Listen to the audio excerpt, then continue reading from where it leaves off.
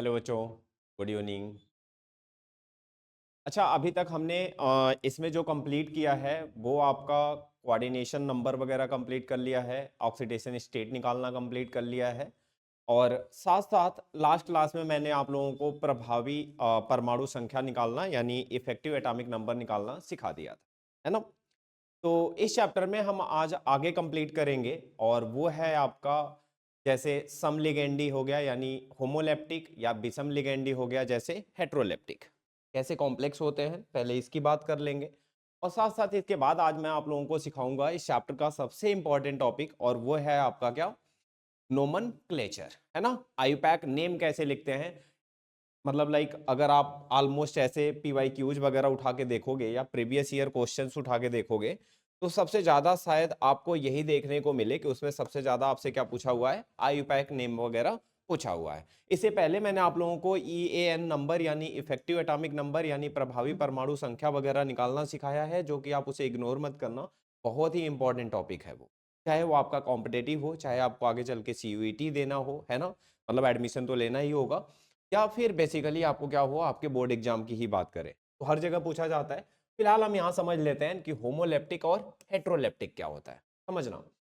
अगर किसी आप संकुल की बात कर रहे हो यानी कोऑर्डिनेशन कंपाउंड या उपसंयोजन यौगिक की बात कर रहे हो तो उसमें ध्यान से देखना कि जो सेंट्रल मेटल है उसके अलावा, जो सेंट्रल मेटल है उसके अलावा जो आपके लिगैंड प्रेजेंट होते हैं, ये लिगैंड्स आपके एक ही टाइप के हैं या मोर देन वन है।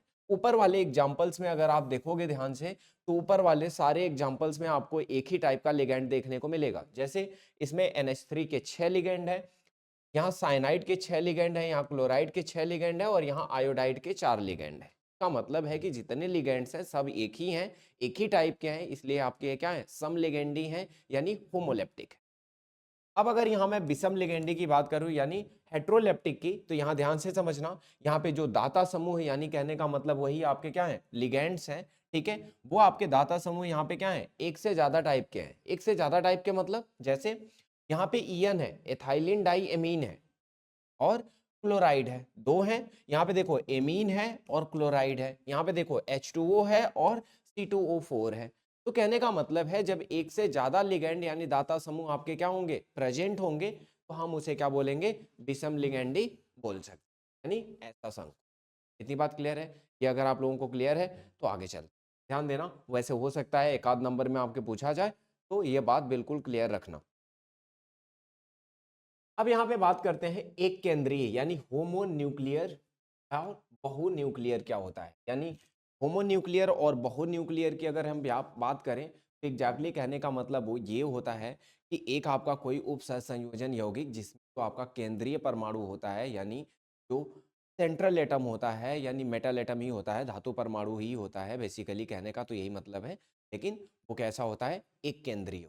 एक केंद्रीय का मतलब है पूरे संकुल में केवल एक ही एटम आपका क्या होगा, प्रेजेंट हो।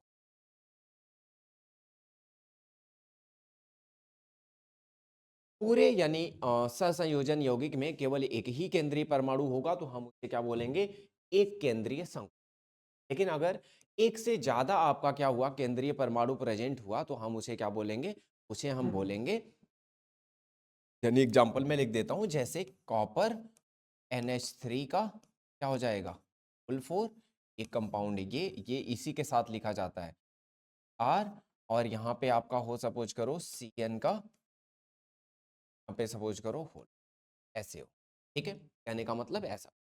अब ये वाला जो संकुल है आपका, इसमें दो आपके केंद्रीय परमाणु हैं, कॉपर भी है और क्रोमियम भी। लेकिन अगर इसके अलावा कहीं लिखा हुआ है जैसे कॉपर और यहाँ पे लिखा हुआ है आपका NH3 का होल फोर और ऐसे लिखा हुआ है, ये वाला जो है इसमें केवल एक ही केंद्रीय परमाणु है, ये पूरा एक ही यौगिक है और ये एक अलग यौगिक है। तो यानी कहने का मतलब ऐसा कोई भी उपसंयोजन यौगिक जिसमें एक से ज्यादा केंद्रीय परमाणु होंगे उसे हम बहुकेंद्रीय संकुल कहेंगे, और जिसमें एक ही होगा उसे एक केंद्रीय संकुल बोलेंगे। इतनी बात क्लियर है? आगे दे। अब यहाँ पे आपका जो है उप संयोजन यौगिकों का नामकरण करना है। नामकरण करने के लिए कुछ बातों का ध्यान रखेंगे और वो बहुत बेसिक सी हैं। मैं आपको एग्जांपल लेता हुआ समझाता हुआ चलूंगा। अगर आप लोगों को कुछ भी समझ नहीं आएगा तो बीच बीच में रोकते हुए चलोगे, ठीक है, ऐसे सुनते हुए मत रहना बस। नियम क्या है? सबसे पहले धनायन का नाम, फिर ऋणायन का नाम। अगर आप लोगों ने बच्चों इससे पहले भी आपने बहुत सारे क्या किए हैं, कंपाउंड्स के नाम लिखे होंगे। अगर आप ध्यान से देखो तो ये है सोडियम क्लोराइड। क्या अनएक्सपेक्टेड है, मतलब रटा हुआ है जुबान पे आपके, तो आप यही निकलता ही है क्या, सोडियम क्लोराइड। अच्छा, यहाँ पे सोडियम क्या है? सोडियम आपका यहाँ पे धनायन है और क्लोरीन आपका यहाँ पे क्या है, ऋणायन है। तो आप इसे कैसे पढ़ते हो, सोडियम क्लोराइड। यानी हमेशा जो आपके आयनिक कंपाउंड्स होते हैं, है ना, जितने भी आपके क्या होते हैं, आयनिक कंपाउंड्स होते हैं, यानी आयनिक यौगिक होते हैं, उन सब में आप एक ही बात ध्यान रखते हो क्या, कि केटायन यानी धनायन पहले लिखा जाए और ऋणायन बाद में लिखा। वो बात यहाँ पे भी रहेगी कि आपका जो यहाँ पे संकुल होगा वो अलग अलग तरह का हो सकता है। जैसे आपका यहाँ पे ऐसा हो सकता है कि K3 और यहाँ पे हो Fe और यहाँ पे हो FeCN, ठीक है।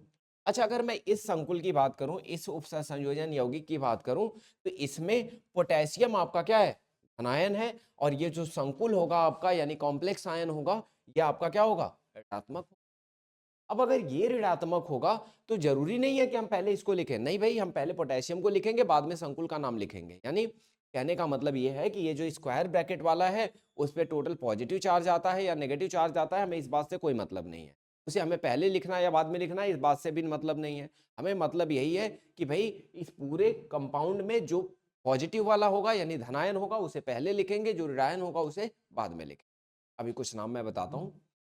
दूसरा, एक संकुल आयन के भीतर, यानी कहने का मतलब है संकुल के बाहर, यानी स्क्वायर ब्रैकेट के बाहर जो कुछ है वो छोड़ के संकुल के अंदर का जब नाम लिखना होगा तब क्या ध्यान रखेंगे, तब ये जो आपका केंद्रीय परमाणु होता है इसका नाम सबसे लास्ट में लिखते हैं। केंद्रीय परमाणु पहले नहीं लिखते, पहले ये जो दाता समूह है यानी लिगेंड्स हैं, पहले लिगेंड का नाम लिखते हैं। पहले ये जो दाता समूह या लिगेंड्स हैं पहले इनका नाम लिखेंगे, इसके बाद हम केंद्रीय परमाणु का नाम लिखते हैं। अब देखना ध्यान से, ये जो आपके दाता समूह हैं यानी लिगेंड्स हैं, इनको हम हमेशा क्या करते हैं, अल्फाबेटिकल ऑर्डर में लिखते हैं। यानी अल्फाबेट का मतलब है कि भाई जो नाम करते टाइम पहले आएगा, जो क्या आएगा, अक्षर पहले आता है, ABCD के टाइप में जो पहले आता है उसे पहले लिखते हैं, जो बाद में आता है उसे बाद में लिखते हैं। ये बात समझ आ रही है? ठीक है, अंग्रेजी में ही नाम लिखे जाते हैं इसके, और जो भी आप प्रोनाउंस करोगे उसी के बेसिस पे चलेंगे, तो ये बात ध्यान रहे, और उसी तरह से आप यहाँ पे नाम लिखोगे। तो धातु का नाम लिखेंगे। अच्छा, धातु की ऑक्सीकरण अवस्था उसके साथ तुरंत बाद कोष्टक में रोमन अंक में दर्शाया जाता है। एक बात दिमाग में रहे, मैंने आप लोगों को ऑक्सीकरण अवस्था निकालना सिखाया है। अब जो ऑक्सीकरण अवस्था निकालना सिखाया है, तो हर एक संकुल का नाम लिखने से पहले आप एक बात का ध्यान रखोगे कि ऑक्सीकरण अवस्था निकालोगे, क्योंकि नाम में ऑक्सीकरण अवस्था उसको ब्रैकेट बना के उसके साथ लिखना होगा। अगर यहाँ पे सपोज करो इसकी ऑक्सीकरण अवस्था अगर +3 है, तो आप यहाँ पे लिखोगे कि आयरन और ब्रैकेट में लिखोगे क्या, +3, ऐसे करें, तो आपको ऑक्सीकरण अवस्था निकालनी आनी। धातु की ऑक्सीकरण अवस्था को उसके नाम के तुरंत बाद कोष्टक में रोमन अंक में दर्शाया जाता है। संकुल ऋणायनों के नाम अंत में ATE प्रत्यय लगाया जाता है। यानी कहने का मतलब यह है बच्चों कि जब जब संकुल आपका धनायन रहेगा तब तक तो कोई परेशानी नहीं है, लेकिन जैसे ही संकुल आपका क्या होता है, ऋणायन होगा, वैसे संकुल में ये जो आप केंद्रीय परमाणु का नाम लिखोगे, केंद्रीय परमाणु का नाम लिखते टाइम आपको ध्यान रखना होगा कि आप क्या लगाओ उसके अंत में, ATE लगाओ। अभी मैं ये भी कंफ्यूजन आपकी दूर करता हूं, लेकिन एक दो एग्जांपल ले। चलो, जैसे अब यहाँ भाई आपको नाम तो लिखना ही होगा हर एक लिगेंड्स का, तो पहले लिगेंड्स पे आ जाते हैं। जितने भी ऋणायनिक लिगेंड्स होते हैं, यानी आप कह सकते हो ऋणायन होते हैं जितने भी, ठीक है, जितने भी ऋणायन लिगेंड होते हैं, पहचानने का तरीका होता है कि उनके लास्ट में IDE आता है। क्या आता है, IDE, पढ़ते जैसे हैं, क्लोराइड होता है, ब्रोमाइड होता है, आयोडाइड होता है ना, सल्फाइड होता है, मतलब कहने का ये है कि लास्ट में IDE आता है। अच्छा, जिनके लास्ट में क्या आता है, ATE आता है, जैसे कार्बोनेट पढ़ते हो आप, सल्फेट पढ़ते हो आप, नाइट्रेट पढ़ते हो आप, है ना, तो इनके लास्ट में क्या आ रहा है, ATE आ रहा है। तो ये सब क्या होते हैं, ऋणायन होते हैं, पता ही चल जाता है इनको भी। तो जितने भी IDE आ रहे हैं भाई, ई हटा के वहां ओ लगा देंगे, क्या लिखेंगे इसे, कार्बोनेटो। जैसे क्लोराइड है ना तो क्लोरो लिखते हैं, ठीक है, लिगेंड का नाम क्या लिखेंगे, क्लोराइड है ना तो क्लोराइडो लिखते हैं, ब्रोमाइड है तो ब्रोमाइडो लिखते हैं, ठीक है, और यहाँ कार्बोनेट है तो कार्बोनेटो लिखते हैं, ऑक्जिलेट है तो ऑक्जिलेटो लिखते हैं, यानी यहाँ पे ई ओ लगा देते हैं। तो आप भाई इस बात का ध्यान रखोगे कि ऑक्जिलेट होता है तो यहाँ पे आप क्या लगाओगे, ओ लगा दोगे, ठीक है, इतनी बात क्लियर है, ऐसे कन्वर्जन होता है।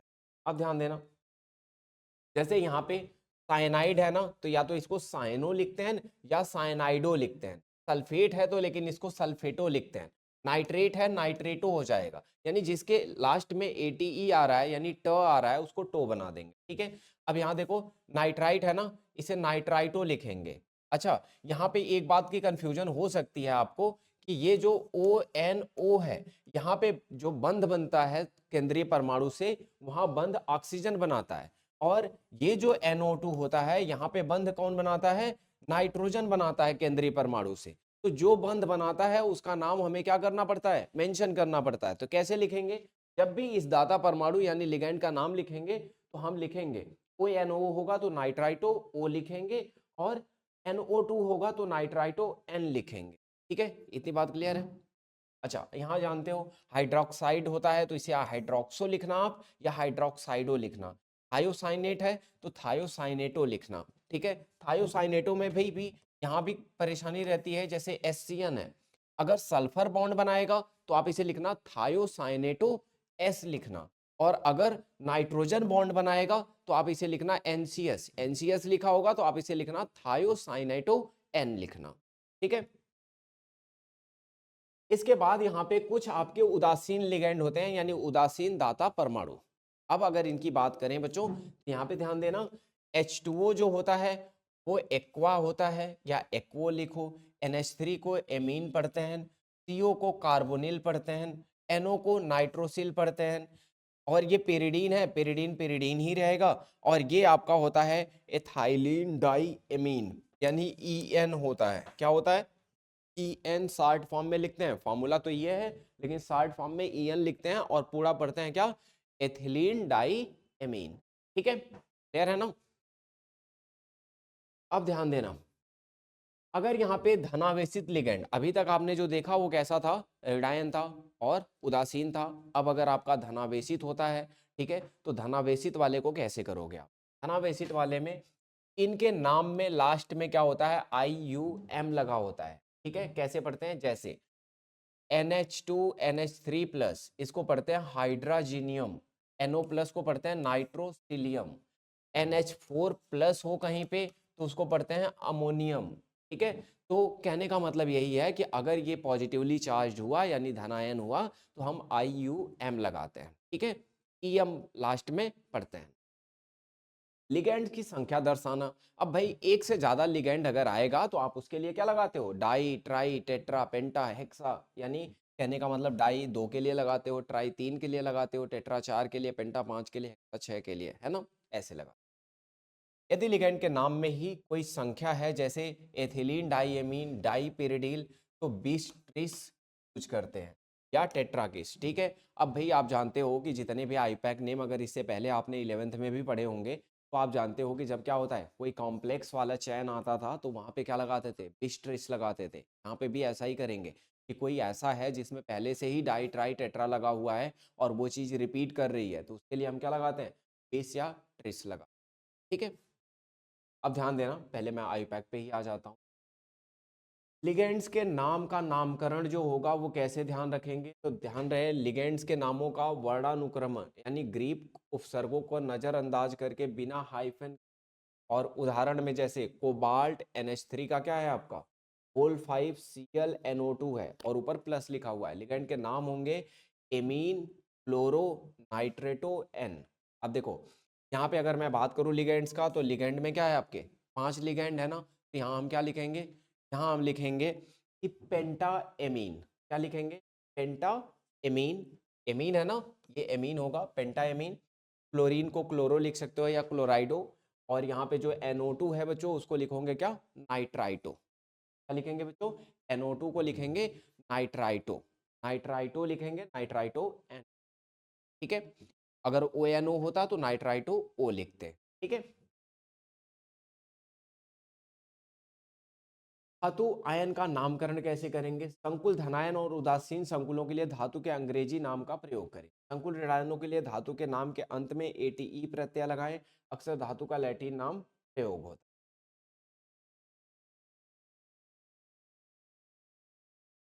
अब यहाँ ध्यान देना भाई, कि नाम कैसे लिखोगे आप, तो मैं इनका नाम बताता हुआ चलता हूं आपको। जैसे देखो नाम कैसे लिखेंगे, अब आप कुछ चीजें सीख गए हो तो नाम कैसे लिखोगे, जैसे ये वाला है, इसमें आप देखोगे संकुल जो है उपसंयोजन यौगिक में, उसमें जो आपका संकुल यानी स्क्वायर ब्रैकेट के अंदर जो लिखा हुआ है बड़े वाले ब्रैकेट के अंदर, वो हमेशा क्या है, ऋणायन है। कैसे पता चलता है, तो आप कहोगे पहले क्या है, पोटेशियम K4 है, पोटेशियम क्या है बच्चों, K4 है, पोटेशियम K4 है, और अंदर क्या है, FeCN का होल 6 है। नाम तो लिखा हुआ है सामने, लेकिन ध्यान रखना कैसे लिखोगे।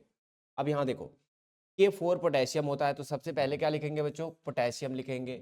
अंदर जो आपका है, अंदर उसके ऊपर क्या है, नेगेटिव चार्ज आएगा, यानी पोटेशियम पहले तो उसमें पॉजिटिव, और ये वाला आपका पूरा एनायन क्या हुआ, एनायन हो गया यानी ऋणायन। अच्छा पहले ऑक्सीडेशन स्टेट निकाल लेना, कैसे निकालोगे, Fe को, पोटेशियम 4 है ना, तो 4 क्या ले लोगे, प्लस का 1, और फिर आयरन को एक्सलेट कर लेना, और साइनाइड पे कितना होता है बच्चों, 6 माइनस का 1 इक्वल टू 0। सॉल्व करोगे बच्चों तो यहाँ पे x इक्वल टू कितना आ जाएगा, 2 आ जाएगा, और x इक्वल टू अगर यहाँ पे 2 आ गया तो नाम कैसे लिखोगे, सबसे पहले नाम पोटेशियम लिखोगे, पोटेशियम लिख दिया। अब संकुल के अंदर का नाम लिखेंगे, के अंदर का नाम लिखेंगे तो क्या लिखेंगे भाई, यहाँ पे लिगैंड का नाम पहले लिखते हैं यानी दाता का, ठीक है। तो जो लिगैंड है आपका यहाँ पे यानी CN, CN कितनी बार है बच्चों, 6 बार है। 6 के लिए क्या यूज करते हैं, हेक्सा, तो क्या यूज करेंगे, हेक्सा। और CN है, CN के लिए क्या यूज करेंगे बच्चों, साइनाइडो यूज कर सकते हो या साइनो यूज कर सकते हो, जो आपको ठीक लगे, साइनो या साइनाइडो दोनों ही यूज कर सकते हो। तो हेक्सा साइनो, हेक्सा क्या लिखोगे बच्चों, साइनो लिखोगे।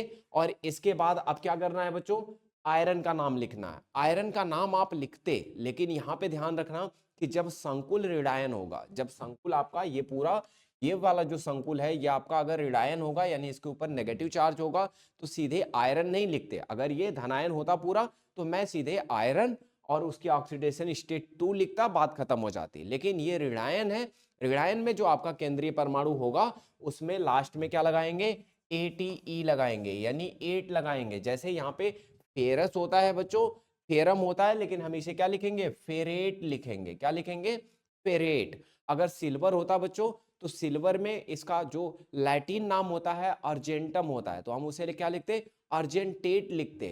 अगर आपका यहाँ पे कोबाल्ट होता तो कोबाल्टेट लिखते, प्लैटिनम होता तो प्लैटिनेट लिखते, यानी ATE लास्ट में हम जरूर लगाते, ठीक है।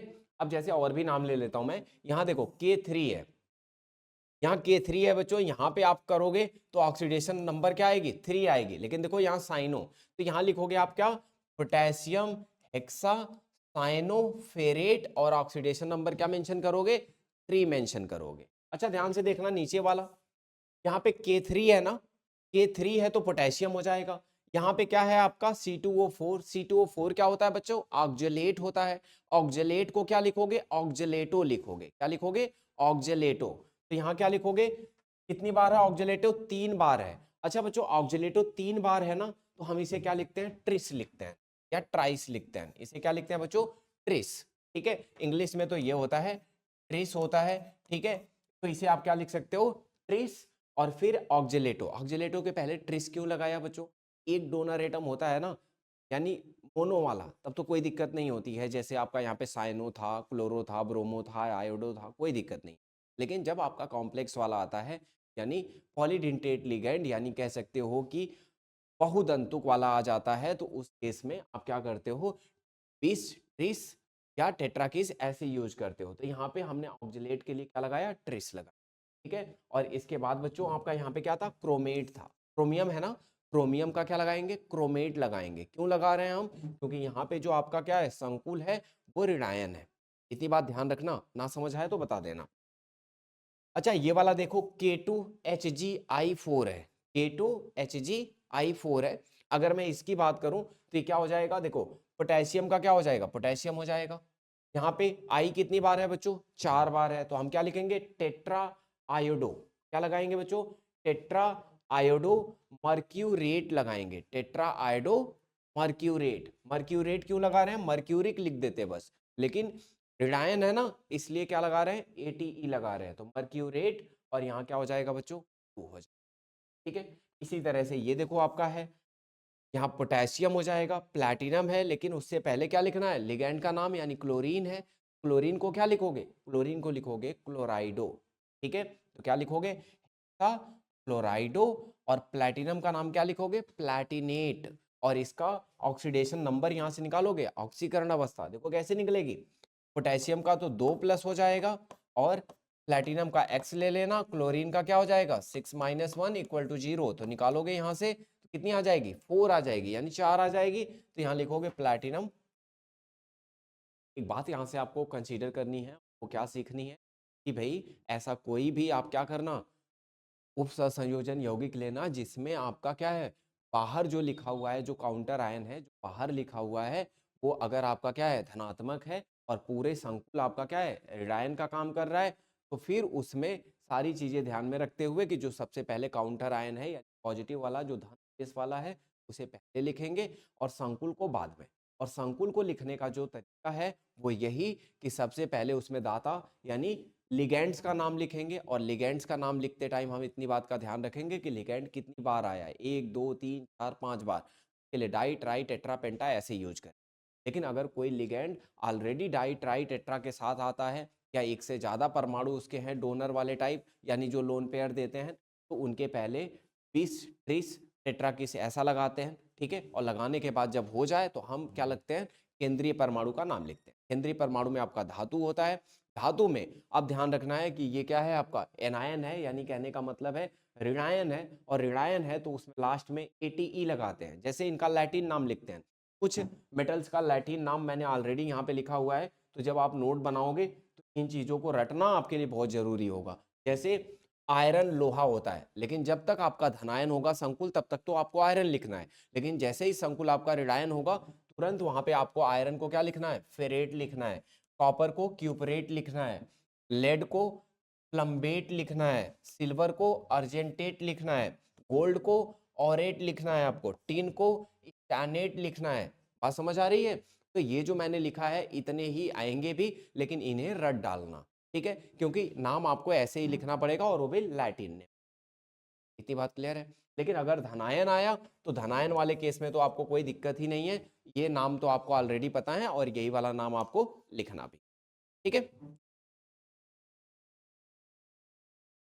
अब यहाँ पे अगर मैं कुछ एग्जांपल्स और कंसीडर करूं, अभी तो मैंने आपको केवल कौन से बताए हैं, केवल आपको ऋणायन वाले। अब जैसे यहाँ उदाहरण में है, उदाहरण में आपको यहाँ से कंसीडर कर लेता हूँ कि भाई यहाँ पे संकुल आपके क्या हो धनायन वाले भी मिल जाए। चलो एग्जाम्पल देख, जैसे पहला वाला एग्जाम्पल है, संकुल आपका अब यहाँ पे क्या है धनायन है। क्यों धनायन है, क्योंकि यहाँ पे क्लोराइड बाहर लिखा हुआ है जिस पे नेगेटिव चार्ज होता है, क्लोराइड पे नेगेटिव चार्ज होता है, इसका मतलब पूरे संकुल पे क्या आएगा, धनायन आएगा। तो सबसे पहले तो यहाँ पे ऑक्सीकरण अवस्था निकाल लो।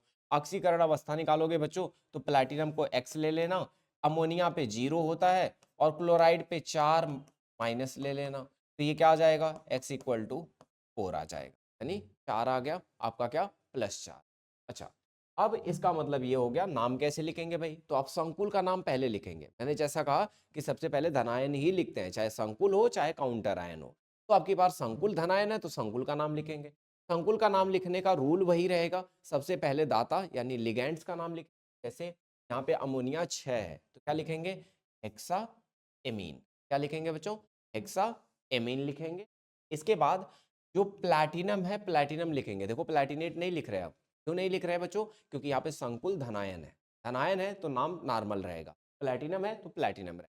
उसके साथ उसकी ऑक्सीकरण अवस्था लिखेंगे, और बाद में क्लोराइड लिखेंगे। गलती से बच्चों कभी ऐसा मत करने लगना कि सर क्लोरीन 4 है तो आप 4 के लिए टेट्रा लगा रहे हो। काउंटर आयन के लिए कभी भी डाई ट्राई टेट्रा नहीं लगाते, हमेशा संकुल के अंदर जो लिगैंड है उन्हीं के लिए डाई ट्राई टेट्रा यूज होता है, बाहर जो प्रेजेंट है उनके लिए कभी नहीं, उनके लिए सिंपल क्लोराइड लिखेंगे। बात क्लियर है। अब ये देखो नीचे वाला भी क्वेश्चन देखो, यहाँ पे कोबाल्ट है, एमीन है, H2O है, क्लोराइड है, और बाहर आपका Cl2, बाहर Cl2 है, इसका मतलब है काउंटर आयन बाहर है, और काउंटर आयन आपकी बाहर ऋणायन है, इसका मतलब संकुल आपका धनायन।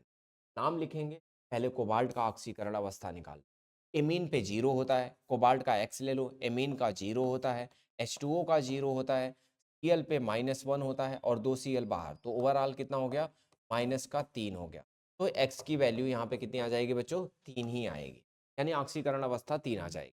अब ध्यान देना, नाम कैसे लिखेंगे, पहले संकुल का नाम लिखेंगे क्योंकि धनायन है, तो पहले इसमें आप अल्फाबेटिकल ऑर्डर देखेंगे, तो एमीन है, एक्वा है और क्लोराइड है।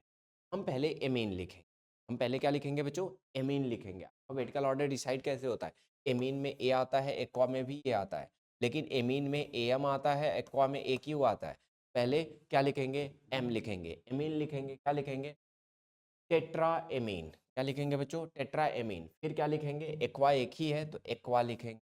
फिर क्या बच्चों, क्लोराइड है तो क्लोराइडो लिखेंगे, एक ही बार है क्लोराइडो। फिर क्या लिखेंगे बच्चों, कोबाल्ट लिखेंगे, क्या लिखेंगे, केंद्रीय परमाणु सीओ को क्या लिखेंगे, कोबाल्ट लिखेंगे, कोबाल्टेट नहीं लिखेंगे, धनायन है ये, तो कोबाल्ट लिखेंगे। साथ में क्या लिखेंगे, +3 यानी 3 लिखेंगे इसकी ऑक्सीकरण अवस्था, और काउंटर आयन आपका क्लोराइड है, इसलिए क्या लिख रहे हैं, क्लोराइड लिख। क्या इतनी बात क्लियर है आप लोगों को, क्वेश्चन तो नहीं है, जल्दी बताओ, क्या किसी को कोई कंफ्यूजन है बच्चों, नहीं है ना। अगर यहाँ तक कोई कंफ्यूजन नहीं है तो मैं आगे का कुछ भी बताऊं उससे पहले आप लोग फटाफट एनसीईआरटी लेके बैठे हो, मैं क्वेश्चन एनसीईआरटी का बता रहा हूँ, कौन सा आपको करके बताना है उसका नाम बताओ, ठीक है, निकाल लो। मैं पेज आपको बताता हूँ कि कौन सा क्वेश्चन करके जल्दी जल्दी मुझे नाम बताओगे। एनसीईआरटी निकालो और उसमें निकालो उपसर्ग संयोजन यौगिक।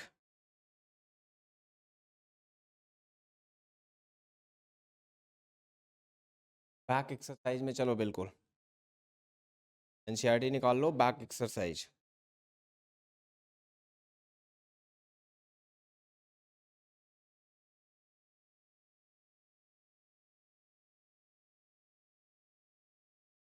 हाँ, बैक एक्सरसाइज में अगर आप पहुंच गए हो बच्चों तो यहाँ पे लिखा हुआ है 5.7, क्वेश्चन देखो, सातवां, सातवां में बच्चों आपके स्टार्टिंग के आपका एक तो पहला क्वेश्चन करके बता दो। पहला क्वेश्चन है आपका, ध्यान देना इसमें, पहला क्वेश्चन है आपका CONH3, यही है ना, हाँ, CONH3 का होल 6 और बाहर है Cl3। एक तो इसका नाम बता दो मुझे लिख के,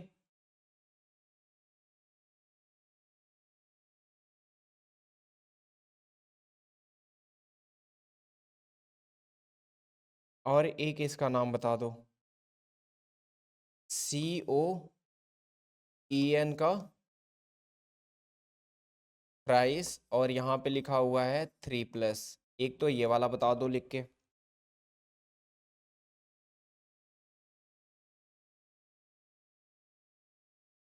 जल्दी लिखो बच्चों।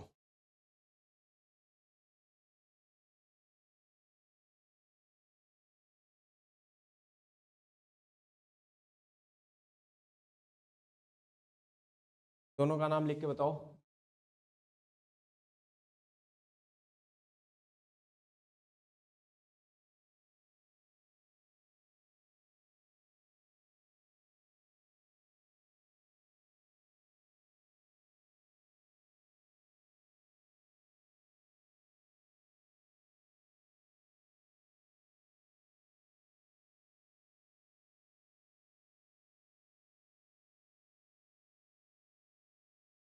और बच्चों ना, सुबह क्लास आप लोगों की नहीं हो पा रही है ठंड वगैरह की वजह, और बाकी चीज़ों की वजह से मैं भी नहीं उठ पाता हूँ टाइम से। तो अब मैंने सोचा है कि आप लोगों की जितनी भी क्लासेज हैं, वैसे आप लोग सारे काम वगैरह और ट्यूशन वगैरह हर जगह से फ्री होके आप 8 बजे तक तो आ ही जाते हो, और मेरी भी जो रेगुलर बेसिक्स की क्लासेज होती हैं वो 8:30 तक ख़त्म हो जाती हैं। तो मैं चाहता हूँ कि आप लोगों की जो क्लास अब से हुआ करेंगी वो 8:30 के पास से हुआ करेंगे, यानी 8:30 से 9:30, ठीक है।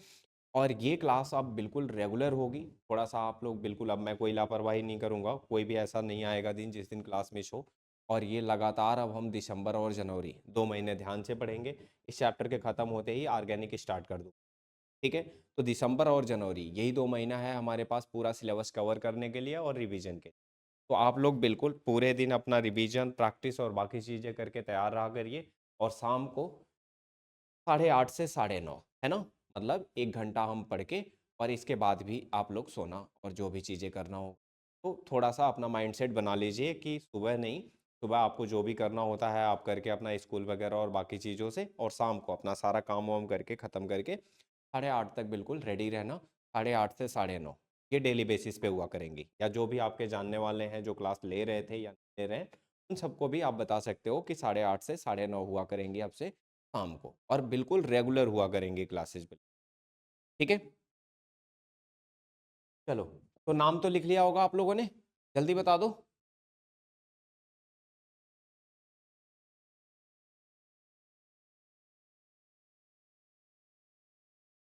बच्चों बोल भी सकते हो आप लोग, या लिख के बता दो जैसे आप लोगों को ठीक लगे। जल्दी नाम बताओ।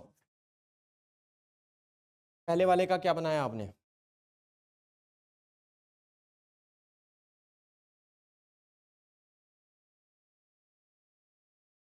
पहले वाले का क्या बनाया आप? चलो मैं लिख के बता देता हूँ, फटाफट मिला लेना, बोल नहीं सकते आप लोग। यहाँ ध्यान देना, कोबाल्ट है ना, बाहर क्या है, क्लोराइड है। सबसे पहले क्या निकाला होगा आपने? ऑक्सीकरण अवस्था। क्या निकाली है बच्चों, कैसे निकाला है? कोबाल्ट को एक्स ले लिया होगा, एमीन पे 0 चार्ज होता है, क्लोराइड पे कितना होता है -1, तो 3 -1 इक्वल टू, यहाँ से कितना आया, एक्स इक्वल टू, यानी चार्ज कितना आया बच्चों, 3 आया। अच्छा, ऑक्सीकरण अवस्था निकल गई। अब ऑक्सीकरण अवस्था निकल गई अगर आपकी, तो अब यहाँ ध्यान देना क्या करना है आपको। आपको देखो ये क्या है, केटायन है या एनायन है? जो आपका संकुल है वो कैसा है, पॉजिटिवली चार्ज है, यानी कहने का मतलब है धनायन है।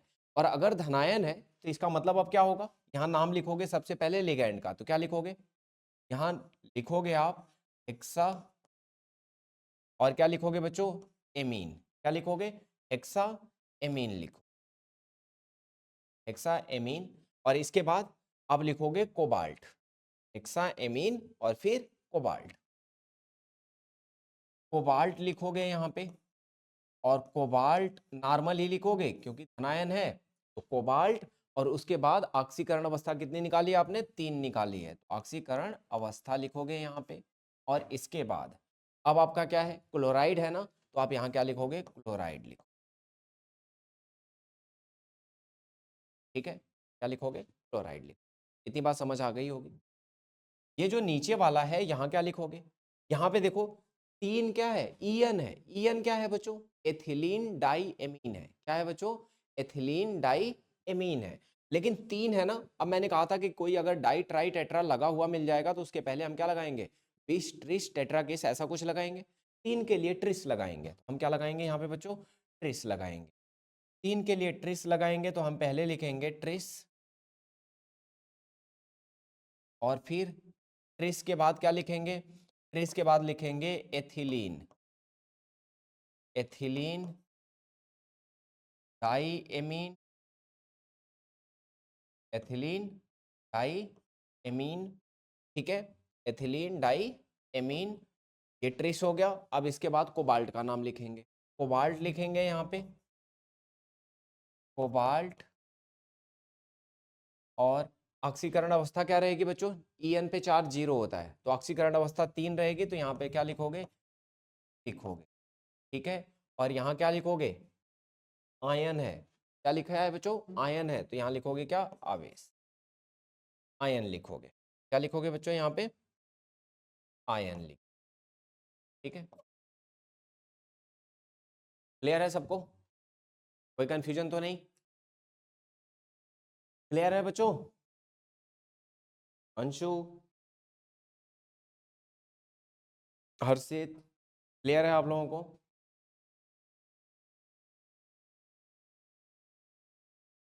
ठीक है, चलो। तो ये तो हो गया आपका क्या, नाम। अच्छा, ये तो एग्जाम्पल्स हो गए कुछ आप लोगों के। कुछ बच्चों ऐसे नाम आएंगे, यानी कहने का मतलब है जहां पे एक परमाणु नहीं होगा। ठीक है, एक परमाणु नहीं होगा, क्या होंगे, 2 परमाणु होंगे, 2 केंद्रीय परमाणु होंगे। तो ऐसे का नाम कैसे लिखेंगे, अब तो थोड़ी मुश्किल बढ़ गई ना। चलो मुश्किल आसान करते हैं, ध्यान देना। क्या है, यहाँ पे देखो ध्यान से, यहाँ पे Cr यानी क्रोमियम भी है, यानी 2 स्क्वायर ब्रैकेट लिखे हुए हैं, दो कॉम्प्लेक्स यानी जो आपका धनायन है वो भी संकुल है और जो आपका ऋणायन है वो भी संकुल। अब जब दोनों ही संकुल हैं भाई, तो ऐसे केस में पहले इनकी क्या निकालो, ऑक्सीकरण अवस्था निकालो। ऑक्सीकरण अवस्था निकालोगे, क्रोमियम को X ले लो। एमीन पे जो चार्ज होता है बच्चों वो 0 होता है। याद रखना है, ये सब जितने भी लिगेंड्स वगैरह हैं सब आपके यहाँ से नोट्स बना लेना, चीजें कर लेना और रट डालना, क्योंकि इस चैप्टर में जितना आप रट के याद रखोगे चीजों को उतना आसान काम हो जाएगा आपका। मतलब जहां समझने वाला है समझ डालो और जो चीजें याद करने वाली हैं उन्हें याद भी कर डालना। देखो एमीन पे 0 हो जाएगा। अब इसके बाद क्या करना है बच्चों, ये जो जितने भी आपके केंद्रीय परमाणु होंगे सबको एक्स लिख लेना। तो कोबाल्ट भी क्या लिख लेना, एक्स लिख लेना। साइनो है यानी ये साइनाइड है ना, सीएन, इस पे एक चार्ज होता है क्या, माइनस का, तो 6 माइनस 1 हो जाएगा इक्वल टू 0।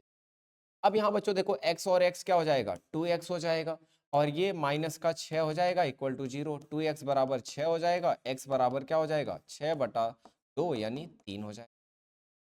कितना आया, 3 आया। और वो भी क्या आया, प्लस का 3 आया। प्लस का 3 आया है बच्चों, इसका मतलब क्रोमियम की ऑक्सीकरण अवस्था भी 3 है और कोबाल्ट की भी ऑक्सीकरण अवस्था 3 है। अब इससे पता लगाना है आपको कि कौन धनायन है और कौन ऋणायन है। अब धनायन ऋणायन पता करने के लिए देखो, एमीन पे क्या है, 0 चार्ज होता है। क्रोमियम पे आपने निकाल ही लिया कितना, 3 का। तो इस पूरे स्क्वायर ब्रैकेट में इस पे 0 है, इस पे 3 है, तो क्या आ गया टोटल चार्ज, प्लस का 3 आ जाएगा। इसमें देखो कोबाल्ट पे प्लस का 3 है, इस पे माइनस का 6 है, इस पूरे पे चार्ज कितना आ जाएगा, माइनस का 3। यानी पता चल गया इस पे 3 नेगेटिव चार्ज है और इस वाले पे 3 क्या है, पॉजिटिव चार्ज है।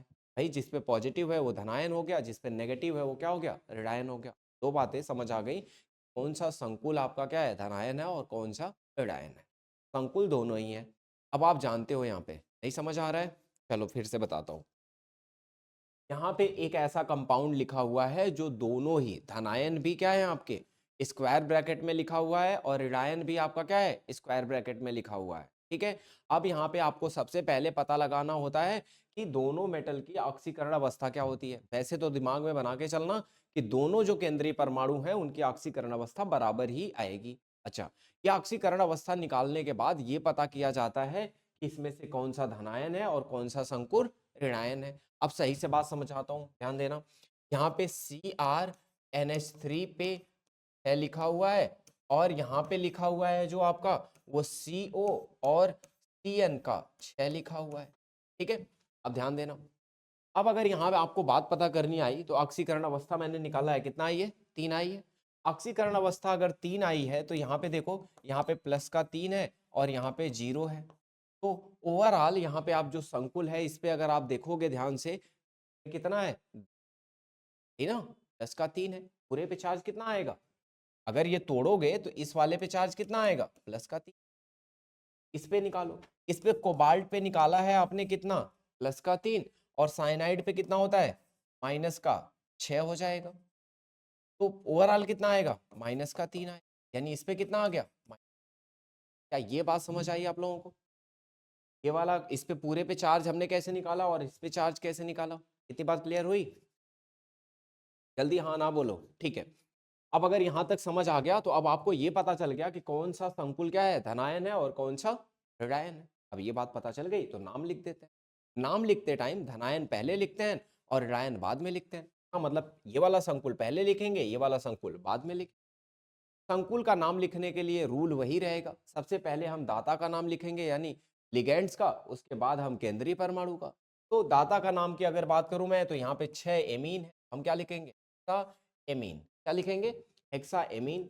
और धन वाला है ना तो इसमें ATE नहीं लगाएंगे, क्रोमेट वगैरह नहीं करेंगे, नॉर्मल क्या लिखेंगे, क्रोमियम लिखेंगे, क्रोमियम और उसकी ऑक्सीकरण अवस्था। अब पहला संकुल तो हमने लिख लिया, अब हम ऋणायन वाले संकुल का नाम लिखेंगे। ऋणायन वाले संकुल का नाम लिखने का भी तरीका वही रहेगा, क्या लिखेंगे, पहले लिखेंगे यहाँ पे लिगेंड। लिगेंड कितने हैं, 6 हैं, तो हम क्या लिखेंगे, हेक्सासाइनो। क्या लिखेंगे, हेक्सासाइनो। और इसके बाद क्या है, कोबाल्टेट, है ना। कोबाल्टेट क्यों लिखा, क्योंकि ये क्या है, ऋणायन है। तो कोबाल्ट में हम क्या लिखाएंगे, ATE लगा देंगे, कोबाल्टेट कर देंगे, कोबाल्टेट करके उसकी ऑक्सीकरण अवस्था। इतनी बात समझ आ गई आप लोगों को, कोई कंफ्यूजन तो नहीं। इसी तरह से देखो यहाँ पे दूसरा वाला है, इसी तरह से सेम तरीके से आपका यहाँ पे दूसरा वाला संकुल, दूसरा वाला संकुल आप ध्यान से देखो। सिल्वर है, यहाँ अमोनिया है, यहाँ सिल्वर है, यहाँ साइनाइड। ध्यान से अगर ऑक्सीकरण अवस्था निकालोगे तो ऑक्सीकरण अवस्था कैसे निकालोगे? देखो, ऑक्सीकरण अवस्था निकालने के लिए सिल्वर पे क्या ले लेना? एक्स ले लेना, एमीन पे 0, फिर सिल्वर पे क्या ले लेना? यहाँ पे एक्स ले लेना, ठीक है। और यहाँ पे क्या हो जाएगा आपका? CN पे आपका यहाँ पे हो जाएगा 2। कितना हो जाएगा? 2 हो जाएगा, ठीक है। 2 हो जाएगा तो आपका क्या हो जाएगा यहाँ पे? यहाँ पे 2 माइनस, अब इक्वल टू में आप लिखोगे तो x इक्वल टू 2 आ जाएगा, x equal to 2x equal to 2 आ जाएगा और x इक्वल टू 1 आ जाएगा। यानी सिल्वर पे कितना चार्ज आ गया बच्चों? +1 का। अब नाम कैसे लिखोगे? तो नाम लिखोगे यहाँ पे, वैसे तो आप क्या लिख सकते हो? 2 बार लिख सकते हो। क्या लिख सकते हो? Diamine. क्या लिखोगे? Diamine. क्या लिखोगे? Die amine. एमीन को तो 2 ही बार है ना, तो डाई एमीन लिखना। क्या लिखोगे? Diamine. इसके बाद सिल्वर लिखोगे। सिल्वर क्यों लिखोगे बच्चों? क्योंकि ये प्लस वाला है। अब कहोगे पता कैसे चला सर? जैसे मैंने वहां पे बताया था कि सिल्वर पे +1 आया, इस पे कोई चार्ज ही नहीं होता, तो ओवरऑल चार्ज कितना आ गया? +1 आ गया। यहाँ सिल्वर पे +1 चार्ज आया, यहाँ -2 है, -2 और +1 क्या हो जाएगा? -1 हो जाएगा। तो यहाँ पे -1, पहला वाला आपका धनायन हो गया, दूसरा वाला ऋणायन हो गया।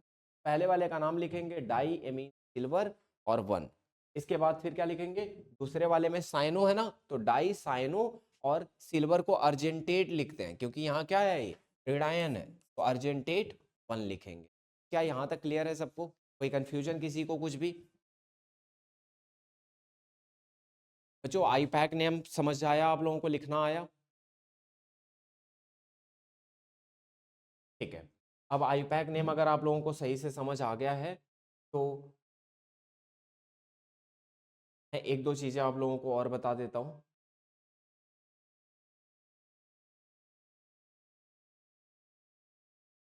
चलो एक दो नाम और लिख लो, इसके बाद फिर आगे चलते हैं।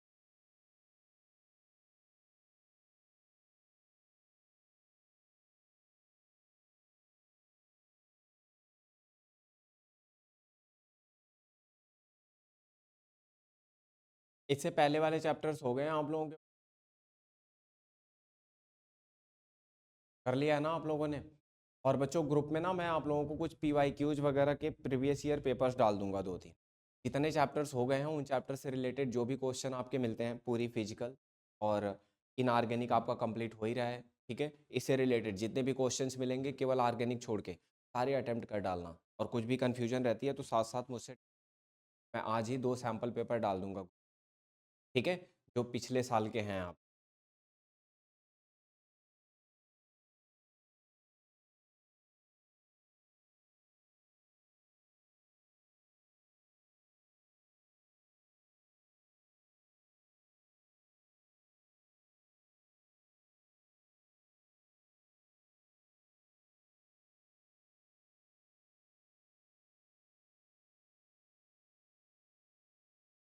और जितने आपके बुक के अंदर है ना इन टेक्स्ट क्वेश्चंस वगैरह जिनके नाम लिखना है, नाम नहीं लिखना है, कंपाउंड लिखा हो ना तो भी उनके नाम लिख लिख के प्रैक्टिस कर।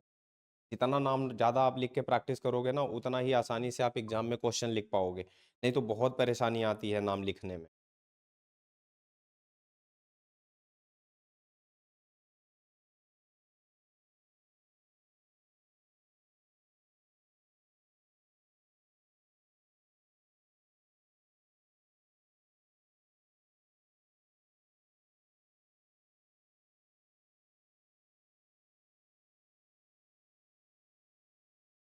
चलो मैं एक दो नाम आप लोगों को यहाँ पे लिख देता हूँ, ये मुझे लिख के बताओगे।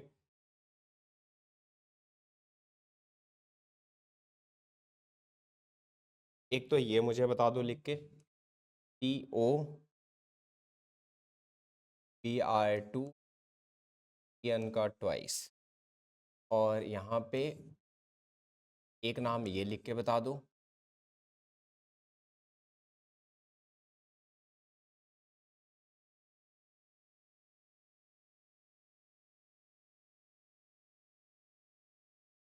और एक नाम ये भी, पोटेशियम पे।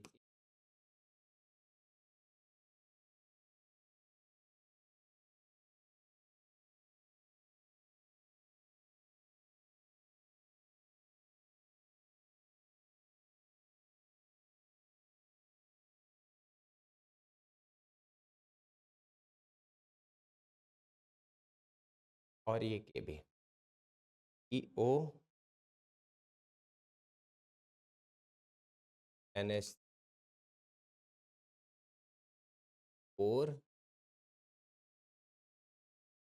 का यहाँ पे RNH3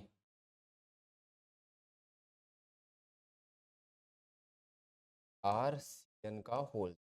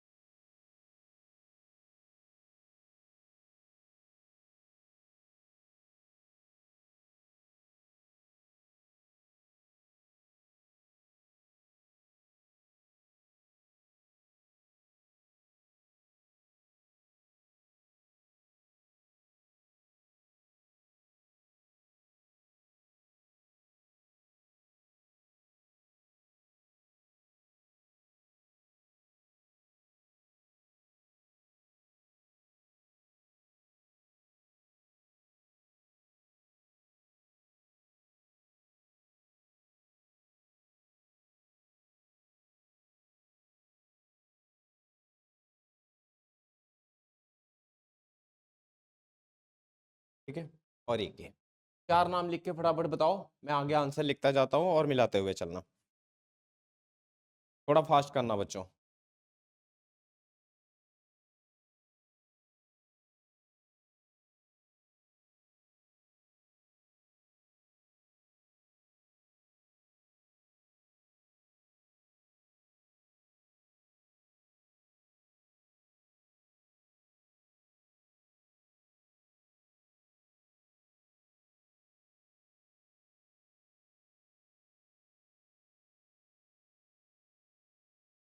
यहाँ बताओ, पहले वाले का नाम लिख लिया होगा आप लोगों ने, ऑक्सीकरण अवस्था निकाल ली। ऑक्सीकरण अवस्था के लिए इसको X लिया होगा। ब्रोमीन पे 1 माइनस का चार्ज होता है तो 2 ब्रोमीन है तो -2। EN पे चार्ज 0 होता है, क्लोराइड पे चार्ज होता है -1। ठीक है, तो यहाँ पे ऑक्सीकरण अवस्था निकल गई होगी आपकी कितनी, -2 और -1, 3 3 उधर जाके क्या हो जाएगा, 10⁻3। ये तो निकाल लिया होगा। नाम लिखते टाइम आप इसको लिखोगे ब्रोमो या ब्रोमाइडो, और इसको क्या लिखोगे, EN एथिलीन डाई एमीन, लेकिन 20 लगाओगे। ठीक है, और इसे क्या यूज करोगे, वो तो लास्ट में क्लोराइड यूज करोगे। ठीक है, तो पहले क्या लिखोगे, डाई ब्रोमाइडो, क्या लिखोगे बच्चों, यहाँ लिखोगे डाई ब्रोमो लिख लो या ब्रोमाइडो लिख, ठीक है, जो आपको ठीक लगे। Die ब्रोमाइडो,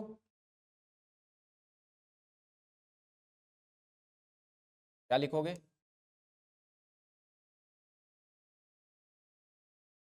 die bromo. ठीक है, और क्या लिखोगे इसके बाद, 20। इसके बाद क्या लिखोगे, 20 लिखोगे।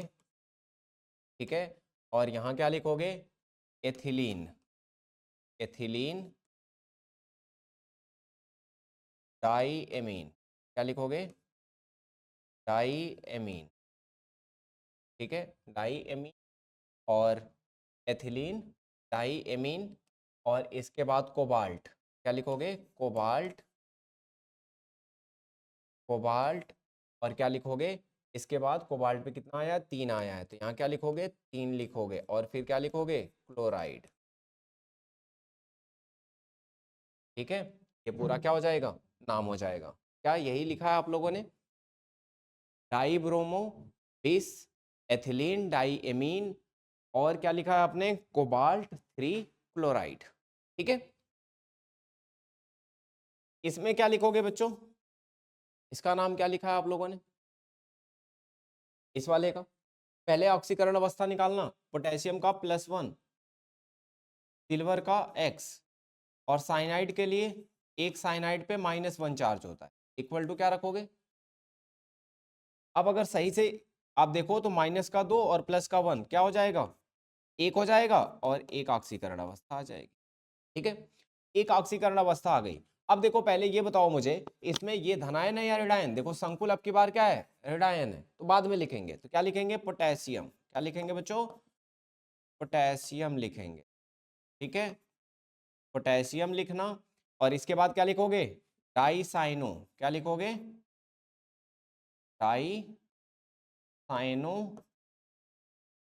और क्या लिखोगे इसके बाद, डाइसाइनो के बाद लिखोगे अर्जेंटेट। क्या लिखोगे,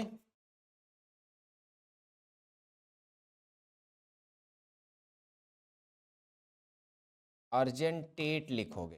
ठीक है, क्या लिखोगे, अर्जेंटेट।